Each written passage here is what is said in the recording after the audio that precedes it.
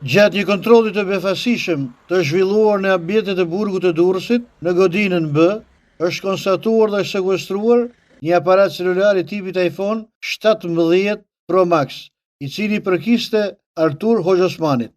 Mësoj se telefoni në qerinë e Hoxhosmanit është gjendur pas një përgjimi të kryer nga Byroja Kombëtare e Hetimit përmes pajisjes Imshi Kaçer, pasi i paraburgosuri ishte nën përgjim nga gjendet e Byros Kombëtare të Hetimit. Më pas gjendet ka njoftuar drejtorinë e përgjithshme të burgjeve, e cila mori masa të menjëhershme për kryerjen e kontrollit në qelinë ku qëndronte Artur Hoxhosmani, ku u gjet edhe pajisja telefonike. Vëllezërit Hoxhosmani ka qenë pjesë e një grupi që trafikoi mbi 600 ton drogë me vlerë 411 milion euro nga Amerika Latine drejt Europës.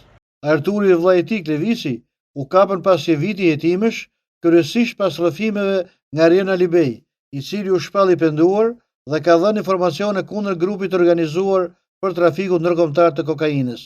Nga hetimi rezultoi se ky grup ishte aktiv në vitet 2020-2021 në disa shtete europiane, përqendruar në trafikimin e kokainës dhe hashashit nga Kolumbia dhe Ekuadori drejt Bashkimit Evropian dhe Mbretërisë së Bashkuar.